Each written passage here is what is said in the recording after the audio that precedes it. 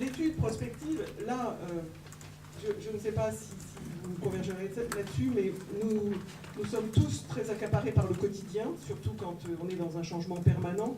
Et c'est vrai que la prise de recul et de pouvoir se situer dans une réflexion de long terme pour resituer ce que nous faisons au quotidien dans véritablement des évolutions qui nous dépassent.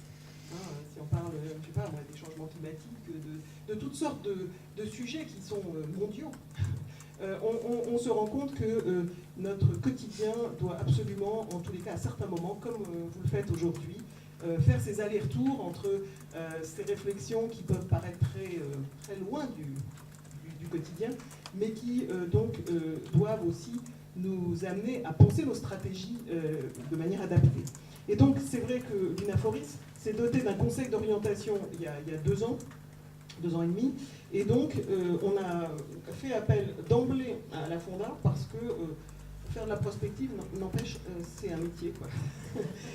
il y a besoin de méthodologie, et comme vous le savez notamment, ce que rappelait Katia, c'est qu'on a beaucoup de mal à regarder l'avenir sans tout de suite le faire avec un point de vue.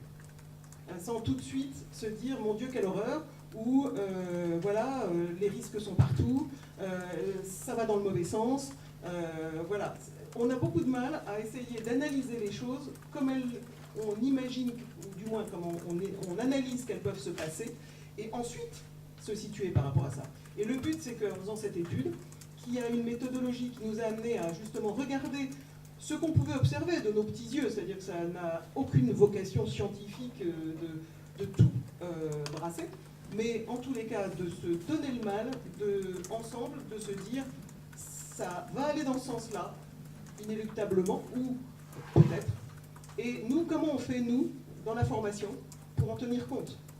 Comment est-ce que la formation peut soutenir les travailleurs sociaux par rapport à ces évolutions? Donc c'est ça le fondement même de cette démarche. Et donc on a commencé par regarder un petit peu ce qui au niveau du monde entier pouvait nous impacter, au niveau du travail social. Ensuite on a regardé comment justement les travailleurs sociaux eux-mêmes, les métiers, et donc je disais tout à l'heure les intervenants sociaux de manière très large, allaient non seulement devoir bouger, mais aussi comment les métiers allaient diversifier, etc. C'est là-dessus qu'on va revenir. De manière à ce qu'on puisse construire les formations qui vont bien, quoi.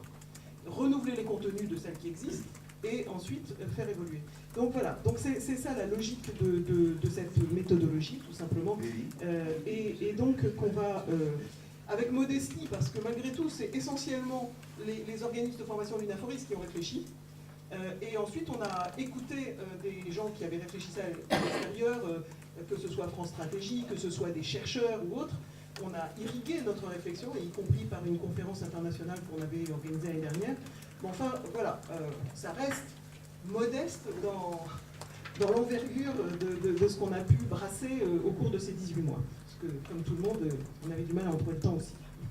Donc, voilà. Donc, je crois que c'est pour vous resituer un petit peu la démarche.